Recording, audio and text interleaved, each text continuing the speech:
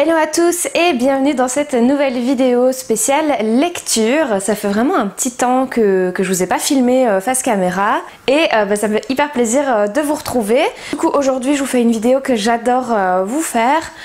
Donc il s'agit de mes dernières lectures. Donc en fait ça fait un certain temps que j'accumule en fait des livres et puis je me suis dit bon il est temps de faire une vidéo lecture parce que sinon ça va durer 150 ans au niveau de la vidéo. Du coup je vous ai fait une sélection de 5 livres aujourd'hui et à mon avis le mois prochain il y aura une nouvelle vidéo encore avec d'autres livres parce que pour l'instant j'arrête pas de lire, ça me fait vraiment beaucoup de bien et je trouve des vraies pépites.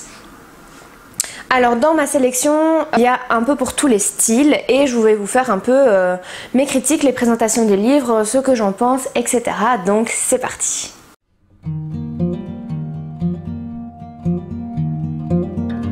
Je commence par ce premier livre, donc Insta Style de Tessa.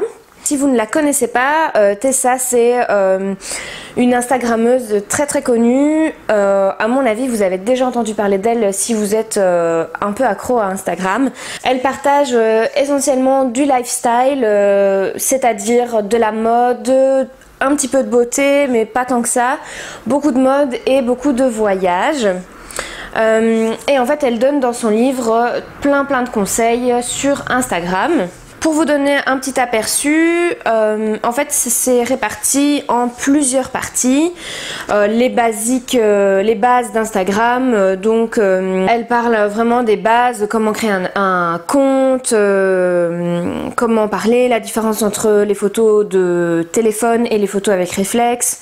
Elle parle vraiment du fait de trouver en fait sa thématique, comment être authentique, trouver son histoire, qu'est-ce que nous on peut apporter à Instagram, qu'est-ce qu'on peut raconter, comment rester inspiré, comment trouver des chouettes endroits pour faire des photos, comment planifier une séance photo pour Instagram, comment raconter une histoire à travers votre feed.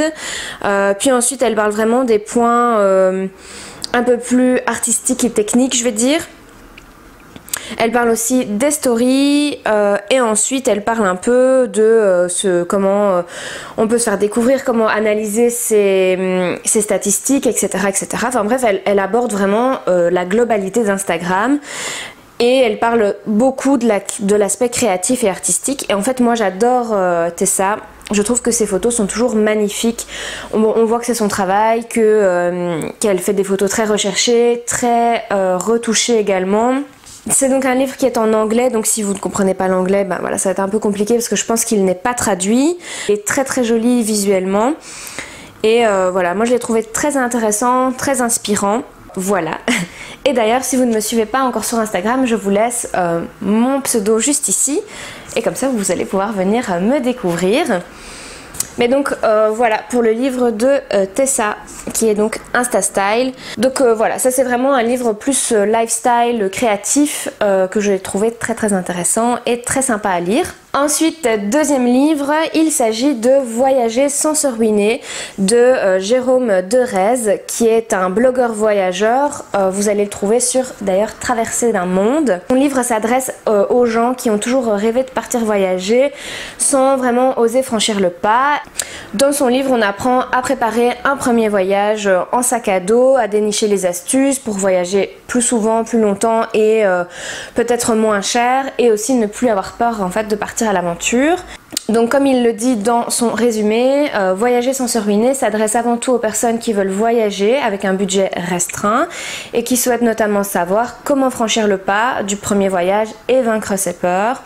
Comment économiser pour partir en voyage, comment voyager léger et remplir son sac à dos efficacement, comment faire des rencontres en voyage, comment travailler en voyage et comment gérer un retour de voyage.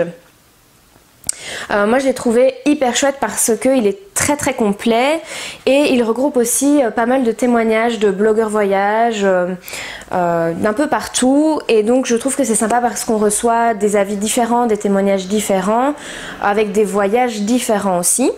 Comme je vous disais, c'est hyper complet. On a dans la partie 1 franchir le pas, voir un peu si le voyage en sac à dos est-ce que c'est fait pour nous ou pas. On a aussi préparer son voyage, donc comment économiser, comment organiser un voyage en sac à dos, comment bien choisir son sac à dos également, voyager avec un petit budget.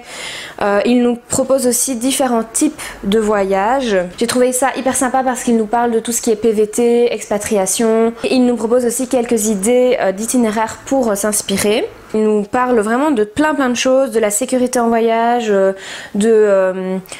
du retour aussi, parce que parfois c'est ça qui est le plus difficile, je trouve, c'est quand on revient de voyage, on a peut-être tendance un peu à être déprimé, etc. Comment valoriser ça dans son CV aussi, quand vous avez fait un énorme voyage et que vous voulez en parler pour des futurs jobs. Enfin voilà, c'est très chouette. Je vais vous montrer aussi un peu en close-up ce que ça donne. Le seul petit point faible que je pourrais trouver à ce livre, c'est j'aurais aimé qu'il y ait plus de visuels, plus d'images de ses voyages, parce qu'il a fait des voyages très chouettes au Canada, etc. Moi j'aurais aimé retrouver un peu plus de photos de voyage dans son livre, parce que rien que quand vous voyez la couverture du livre, ça donne hyper envie de voyager. Et puis le reste c'est du coup assez théorique, je trouve, même si c'est très pratique à la fois, je veux dire, mais j'aurais aimé que ce soit un peu entrecoupé par des petites images, que ce soit plus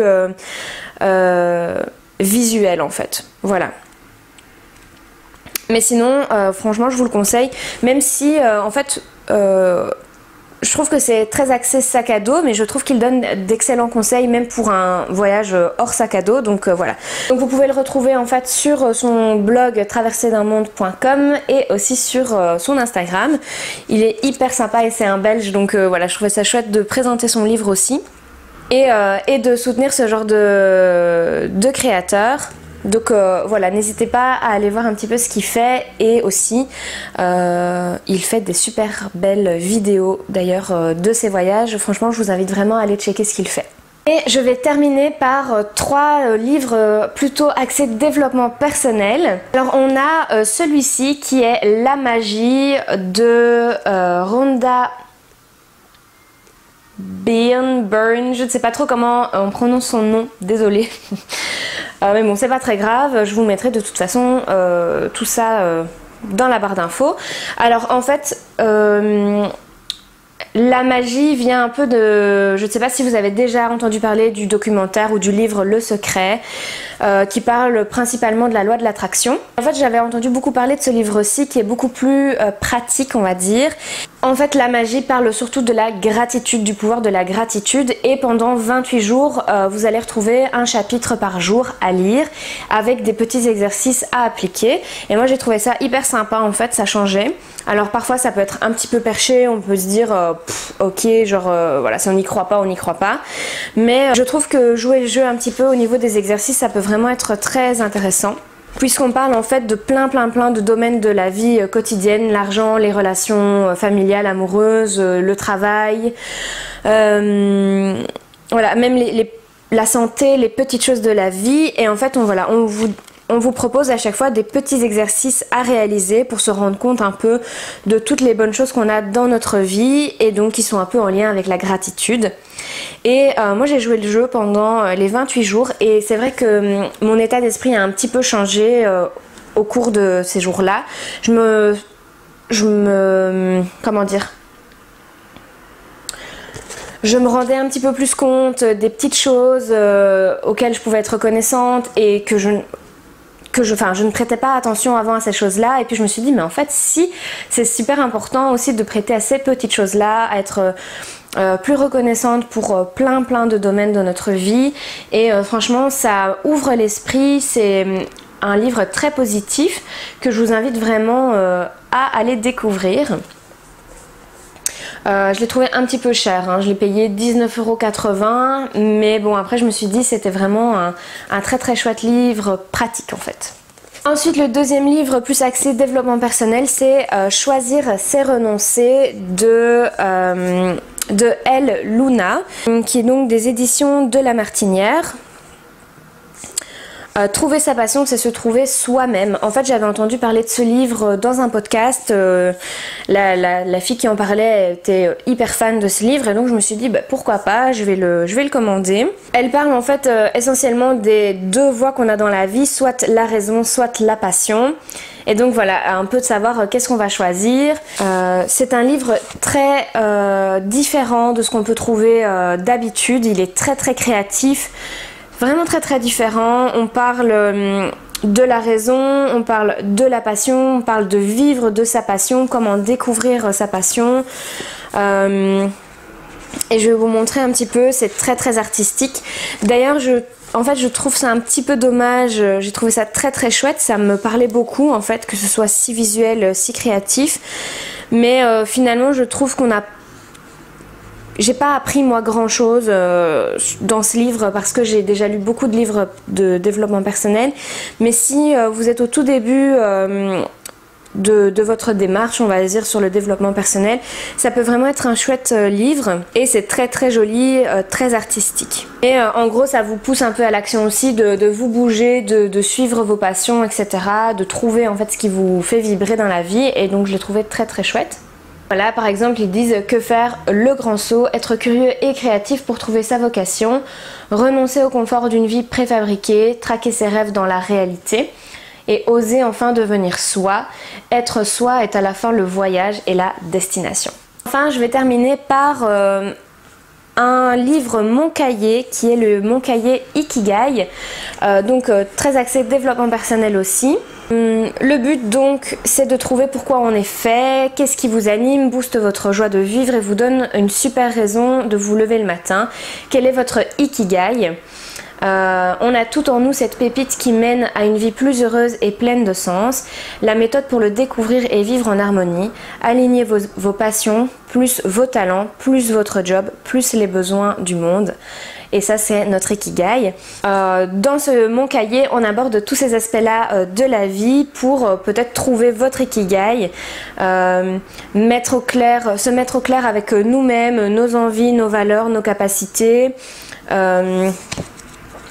Donc si vous n'avez jamais entendu parler de l'ikigai, c'est vraiment, en fait, ce sont 4 cercles qui s'imbriquent l'un dans l'autre et donc au milieu vous trouvez votre ikigai puisque ça rassemble 4 domaines de votre vie, à savoir ce qu'on aime, donc ce que j'aime, ce pourquoi je suis douée, ce pourquoi je peux être payée et ce dont le monde a besoin. Tout ça forme votre passion, votre profession, votre mission et votre vocation. Et tout ça, ensemble, forme votre Ikigai. Alors moi j'adore en fait les Mon Cahier, d'ailleurs j'en ai plein à vous proposer. Donc si une vidéo essentiellement sur les livres Mon Cahier vous intéresse, n'hésitez pas à me le dire parce que j'en ai une tonne. J'ai adoré en fait lire les différents chapitres qui sont en fait à moitié théorique et puis très pratique à la fois parce que du coup ça vous donne des petits exercices à réaliser. Vous prenez note de tout ça dans le cahier ou à part et puis au fur et à mesure vous allez remplir les cercles de l'ikigai et puis vous allez découvrir un petit peu ce qui vous rend vraiment heureux, qu'est-ce qui regroupe, quel job vous pouvez faire qui regroupe vraiment vos valeurs, vos compétences, ce que vous aimez dans la vie, etc. J'ai trouvé ça très très intéressant. Et ça permet vraiment de voir qu'est-ce qui vous rend épanoui dans votre vie en fait. Et donc je vous l'ai pas dit mais c'est un livre qui a été écrit par Anne-Sophie Lévesque-Brianceau. J'ai vraiment adoré, donc je vous le conseille à 2000%. Si vous débutez dans le développement personnel, c'est justement un cahier parfait pour ça. Donc voilà, j'espère que cette vidéo lecture vous aura plu, vous aura donné des idées. N'hésitez pas à me dire en commentaire qu'est-ce que vous lisez pour l'instant. Donnez-moi des idées, tout simplement. Si ce genre de vidéo vous plaît, n'hésitez pas à mettre un petit pouce en l'air, comme ça je peux le voir, ça fait toujours plaisir. N'hésitez pas à partager la vidéo et à vous abonner à la chaîne si ce n'est pas encore fait. En tout cas, je vous fais des très gros bisous et je vous dis à bientôt dans la prochaine vidéo. Salut!